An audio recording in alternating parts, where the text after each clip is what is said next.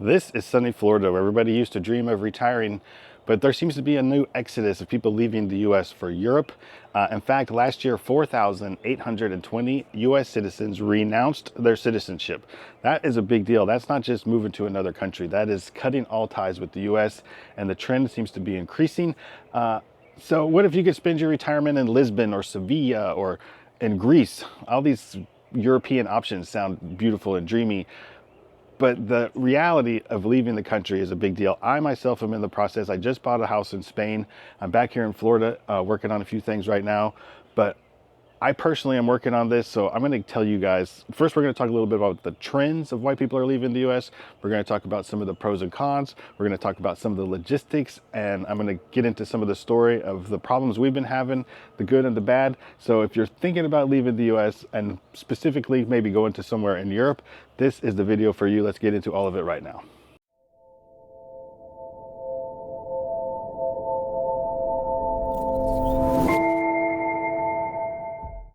This is the Retire Mentality channel, a place where we want to change your mentality about retirement. And if you're thinking about moving to Europe, you have a mentality of leaving the US and retiring somewhere different.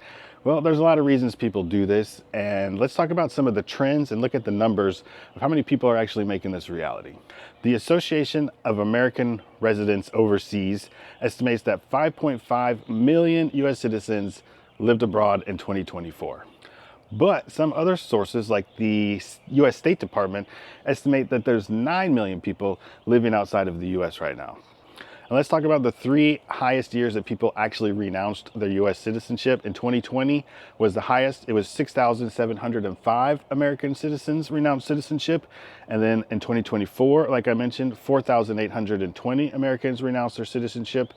And then in Q3 of 2024, 2,123 citizens formally relinquished their US passports. So we're seeing this number kind of go up a lot higher than it was 5-10 years ago. So why is this happening?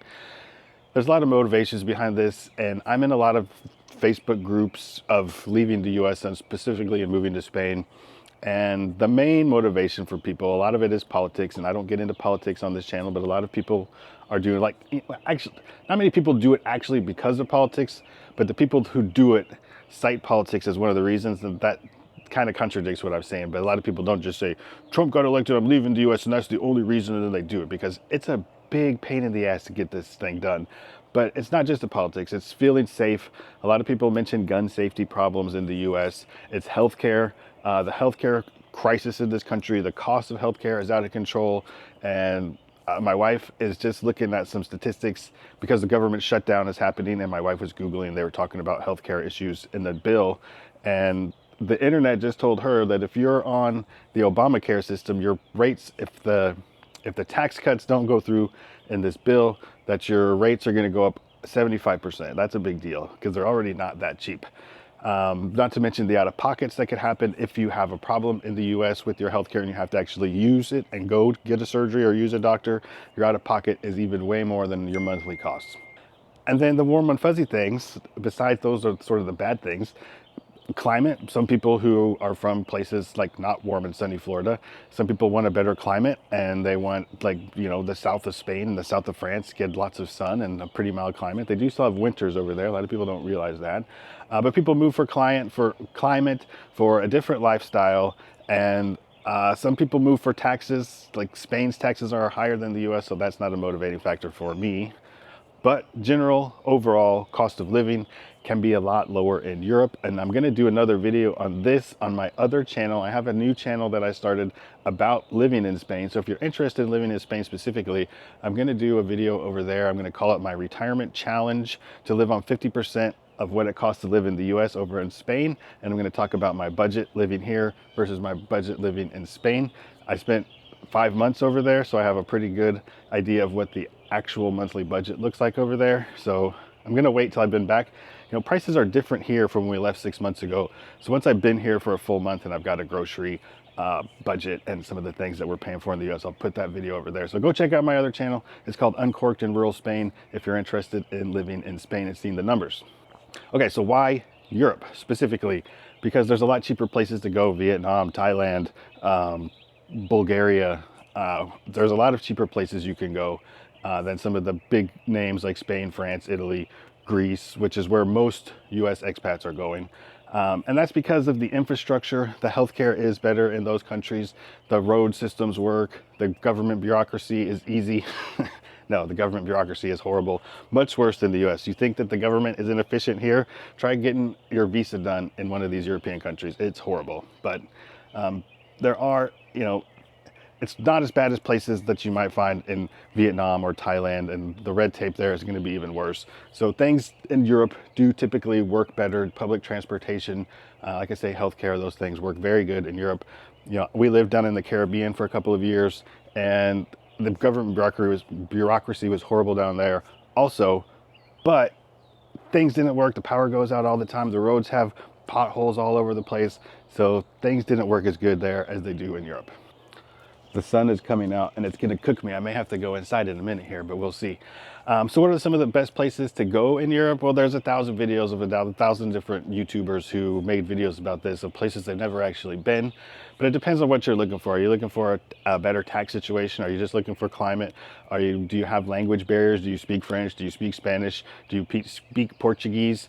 There's a lot of pros and cons to way there. I'm not going to get into where is the best country for you to retire, because how the hell would I know? I'm just some dude who spends half his time in Florida and half his time in Spain right now. So you got to do you on that one. But for taxes, probably Greece and Italy are the best, and then France after that. Low cost of living, I think Spain's a little cheaper than Portugal. It depends if you're buying a house or renting a house. When we bought our house in Spain, you pay 10% taxes up front. So we bought a $300,000 house, 30 grand in taxes, boom, right off the top. But when I look at my taxes and insurance on my house here in Florida, it's about $12,000 a year.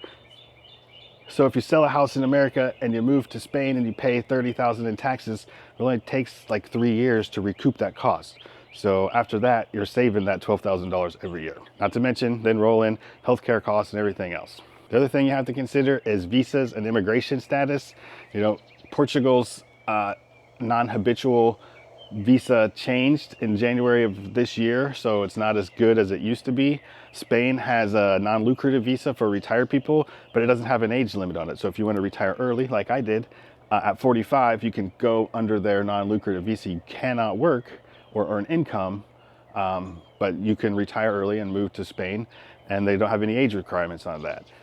Places like Italy have pretty easy, like if you have familiar history, it's pretty easy to get a residency in Italy. So not necessarily citizenship, but residency. It's kind of like having a green card in the US. There's 1,000 other things to consider: banking, finances, like we mentioned, taxes, housing, are you buying, are you renting, cultural and adaptation. We kind of covered all these little things. There's a whole list of things you got to go through, and this is kind of the list. I've got it written down here. I'll go through it again for you. But money and income, can you earn money? Are they going to tax your retirement income or your pensions? That's a big one to consider. Legal and immigration, like we talked about. Taxes and U.S. obligations. You still have to pay taxes in the U.S.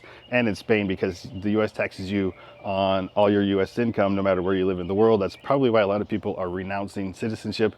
But then the U.S. will also tax you on an exit. They give you an exit tax. So there's 1,000 things to think about. Healthcare, we talked about. Housing, renting versus buying. Legal issues for foreigners. Churches and adaptation.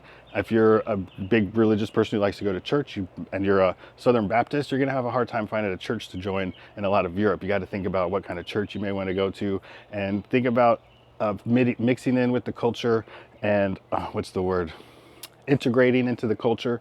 It's much harder to integrate into like a Southern Asian culture than it is into a French culture, for instance. They're just so different. Like, they're a little more similar to the US than we're used to. The architecture and the language might be different, but assimilating is not as difficult. Now I'll go through the list of pitfalls and risks and challenges that I made here. We've talked about some of them already, but I'll go through the list. Bureaucracy, permits and law changes, visa uncertainty. Like in Spain, you have to show $34,000 of income when you get your first visa, but then the second time you have to get, it's for 2 years, and you may have to show double that. You may have to show you have $64,000 in savings if you don't have any income. So you got to think into the future a little bit too, and think about your visa as it goes through time. hidden cost of importing things, traveling back to the US, or health emergencies. Like my dad died this year, and so we'd like to come back and check on my mom a little bit more. This is one of my vacation rentals. We have some vacation rentals in the US we have to come back, so we have costs flying back and forth to take care of a lot of different things as well. Language challenges we talked about, healthcare delays or gaps. Like if you have pre-existing conditions and go to another country, you could have problems. You got to look at all of those different things. And an exit strategy. What if you want to come back to the US? If you sell your house and you buy a house in Spain, and then it could take 2 or 3 years to sell your house in Spain, and then if you've used up all your savings and you come back, are you going to be able to buy a house when you get back to the US? If you want to think, what if things don't work out? You need to have a plan B as well. I'll give you a real life story about me and my visa situation. I am married to a Spanish lady, so it's supposed to be very easy. Like the easiest way to get residency in Spain is through being married to a Spanish woman. So we were supposed to fill out some paperwork, and we told them like we have to go back to the US in like 5 months. We already have plane tickets. They said, oh, no problem. It never takes more than 3 months. So 4.5 months in, it still wasn't done. We're calling the immigration department, and they're saying, I don't know where your paperwork is. I'm not the one who processes it. That's somewhere else. We can't check on it. We don't know. You just have to wait until they contact you and it's done. And so I'm not really allowed to leave the country until that paperwork is finished. You're not supposed to leave in the middle of the process. And we're explaining to them we already had plane tickets and we have things we have to go back to the US for. And my mom was having a surgery. And so they said, well, what you have to do is you have to go to the national police. All these things, we live in the middle of nowhere. So every time we have to go do an immigration thing, it's an 1.5 hour drive each way. So they told us we had to go to the national police department, and I had to get an appointment, which is very difficult to get the appointment to begin with. Then you have to go sit there and you have to wait, and then they had to process some paperwork and give me a piece of paper that says that I'm allowed to leave Spain and that my paperwork is in process, but I'm only allowed to be out of the country for 90 days. So we came back here, we're trying to take care of our stuff, and we don't want to schedule our trip back there until we get the paperwork that says we're done. It's been almost 6 months now, and we still don't have the paperwork that was supposed to take less than 3 months, but we don't want to buy our plane tickets to go back till we know that that's done. But I have to be back in Spain by December the 3rd because that's my 90-day limit, and this is supposed to be the easiest way to get your visa in Spain. So imagine the bureaucracy for the more difficult ways of getting a visa. But let's get off of that for a minute. Let's talk a little bit about like your daily life and what it's like to live in Europe versus the US. When I'm here in Florida, I find myself with less things to do, I think, than I do in Europe. When you go to the grocery store here, you buy a bunch of stuff and you stock up for a week and you don't go back to the grocery store. And when you don't work, you got to find ways to fill your day. I can walk to the beach a few blocks this way and sit on the beach and go fishing. But to be honest, I've been living in Florida for 15 years, and sitting on the beach and fishing every day just doesn't do it for me anymore. I do like to do it maybe once a week. But you got to find things to fill your day. I can go in the pool, I can walk, I can exercise. But in Europe, I find like the daily routine is just so much different that they have little tiny refrigerators and everything is fresh and local. So we go to the butcher and we buy whatever's at the butcher when you go there. You might want to go buy ribs today, and you go to the butcher, he's like, oh, we don't have any ribs today. They just slaughtered the pig yesterday, so it has to hang for 3 days. So in 2 days we'll have ribs, but today I have this beautiful lamb loin. So you kind of buy what's at the butcher. It's the same with the vegetables. You eat what's in season, and you go to the grocery store every day or every other day, maybe 3 days at the most, but it's part of your daily routine to go buy a loaf of bread and go get some vegetables and go get the meat, and you interact with the people in the community. Then you have a glass of wine at the bar. I have a fire department close to my house, so we have sirens all the time here. That's a cultural difference. I think in the 6 months we were in Spain, I heard sirens 3 times. This is probably the 3rd time today I've heard these sirens going off. It's just something I noticed when we were in Spain. The first time I heard sirens, I was like, wow, that's not something you hear every day.